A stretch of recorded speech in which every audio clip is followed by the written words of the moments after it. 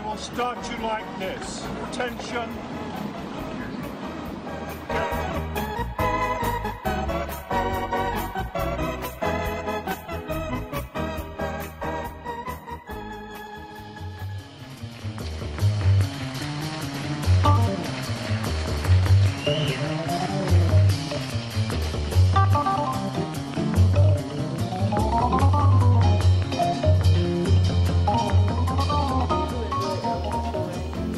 Hours earlier than the guys, and I flew in and my luggage got lost, so I spent most of the flight sleeping. I had 2 separate flights, so I spent most of the flight napping. I got there and was pretty adjusted.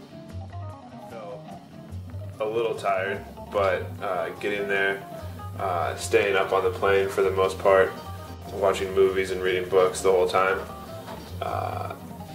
and not sleeping on the plane helped, because then I was able to get a good night's sleep when I was there. Having that first night's sleep and wake up the next day, I felt pretty refreshed. I knew it was like an 8-hour time difference, and I just, a couple hours in, took an Ambien, and fortunately was able to sleep for most of the flights. The time change didn't actually affect me that much. I'd say within the first day being over there, I'd already adjusted. I think going over there with not much time to adjust, like if you're smart about it and you take naps when you need to take naps and you're awake when you need to be awake, I think it's a pretty seamless transition. I did wake up one night. Rowing is meaningful. Tons of spectators, which I've never had at a race. You can have like little races where you get a small crowd at the finish line. This had crowds up and down, and they're all dressed in their suits and all that kind of stuff, which is cool. It's definitely a new experience. It's definitely a social event. There's tons of people there, and it's a pretty cool feeling, because for that week, it's kind of the only time where, you know, you feel that rowing is front and center, and it's a cool and interesting feeling to feel that you are front and center and people are part. We spent the first outing just trying to get acclimated to the water, everything was really busy. There were a lot of crews, a lot of wash and wake from all the sort of the pleasure launches, as they're called. Again, only 6 of us had trained, 6 of the rowers and myself had trained here. And then again, we had 2 new rowers, so my responsibility was just really trying to make a lot of calls to really sync everybody up. No one was going to change the rowing stroke or how we rowed. That was a little challenging, and after the first row, I was thinking to myself, I hope it gets better than this. And as it turns out, it did. And every day got better and better. Every day we took more and more strokes that were strong and good. But the first time getting into the boat, you know, I expected it to be, you know, it would be like rowing with training wheels the first time, be a little bit rough, and then we get the hang of it. But I think it was literally the first stroke we had. The first time we went all 8, we got the blades off the water, and there were, you know, no touches. It actually set up really well.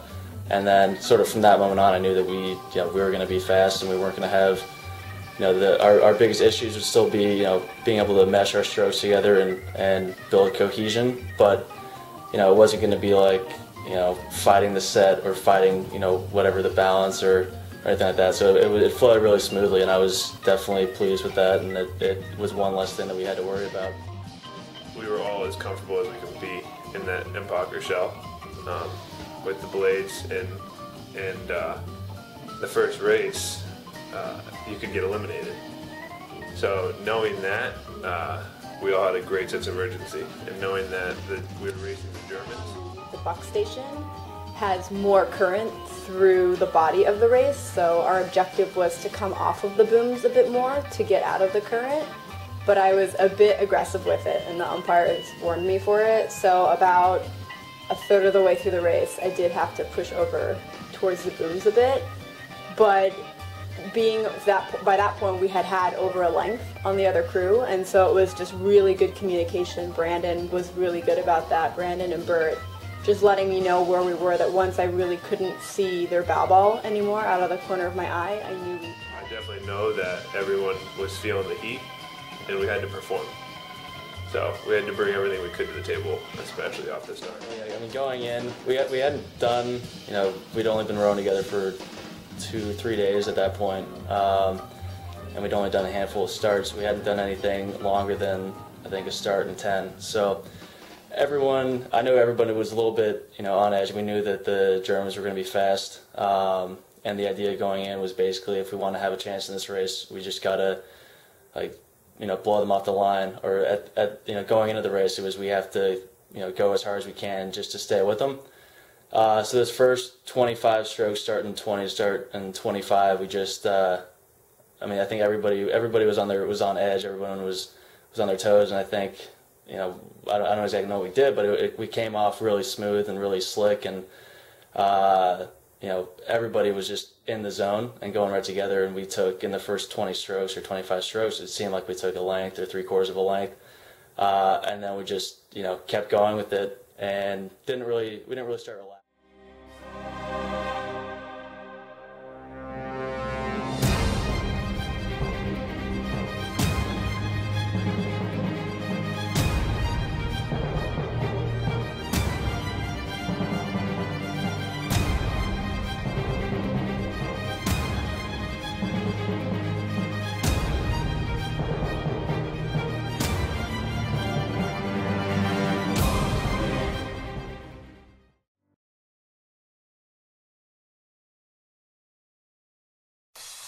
I knew as soon as the flag dropped that there would just be this raw, just adrenaline rush and power, and that we were going to go off at 45 plus strokes a minute, and that I needed to be calm and relaxed and be able to execute my job whether we were ahead or down. For me, it was like a personal vendetta against Brown, because I had lost to them, you know, 4 years in a row in college. And every year we got a little bit closer. The work leading up to the race, like, there's nothing that I can do except perform the way I need to perform, the way I've trained to get it done. So I wasn't nervous. I knew that they were going to be a tough crew, that they were going to, if they were down, they were going to continually come after us and keep pushing. At this point, I knew that we were a strong crew, and I had wanted us to really keep pushing away for the line, and that I was impressed that they were able to stick with us and keep pushing, and, you know, taking tens and moves to try to push back on us as much as they were, and I thought that was really impressive to them as a crew. The whole first 3/4 was a pretty big dogfight between us and Brown. We got up, we did what we wanted, and we controlled it, and we were comfortable, but then they'd make a push, and then we had to respond. So then we'd respond, and then they'd push again, and then we had to respond again.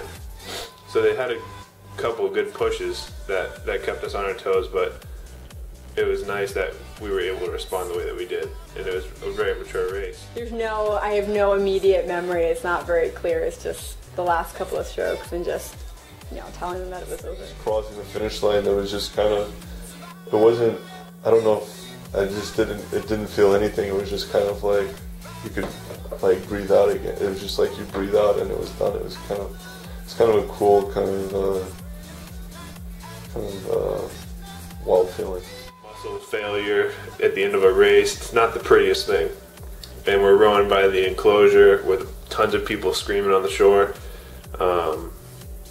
It wasn't the greatest run, but it might have been the happiest so far. Kind of had established about a length lead or so.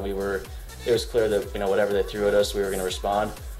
You know, then I started thinking, okay, you know, don't get your crab, you know, don't go, just stay relaxed, stay long. Once we came through the grandstand area and the enclosure, you know, I was just thinking to myself, you know, row as long as I can and as smooth as I can, but I don't need to do anything, you know, superhuman. As long as I, you know, do this and just go with the boat, go with Brandon, then, you know, we would keep moving away, and that's what happened. And yeah, I mean, it was definitely a sweet feeling to be done.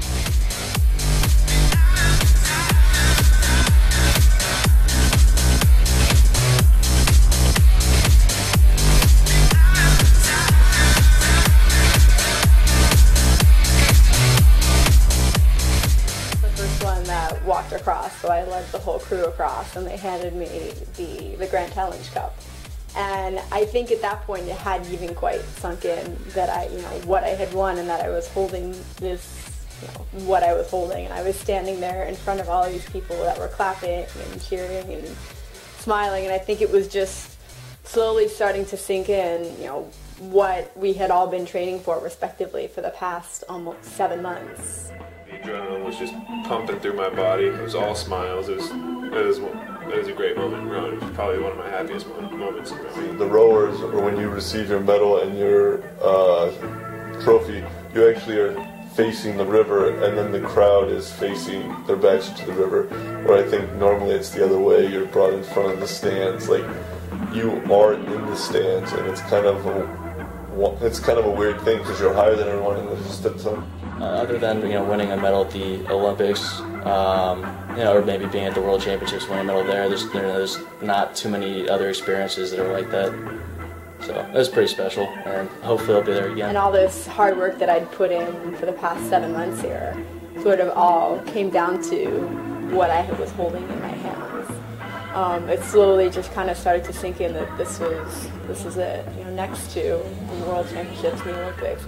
Afterwards, holding the cup, taking pictures with it, and drinking out of the cup, and everyone's all smiles. That was the goal.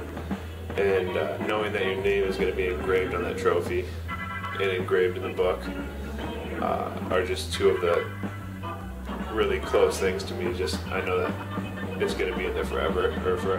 It's cool to have the spotlight, on you or your crew for whatever it is, only a few seconds. But it's definitely Henley's a spectacle, and that's part of it. It's the only race in the world, or one of the only events in the world where people will dress up like that, and you'll have royalty, and it's pretty cool that people care that much about rowing or that much about a race. So I just get our suits on, and they try and keep stuff formal and very classy at all times, and then it's just a party.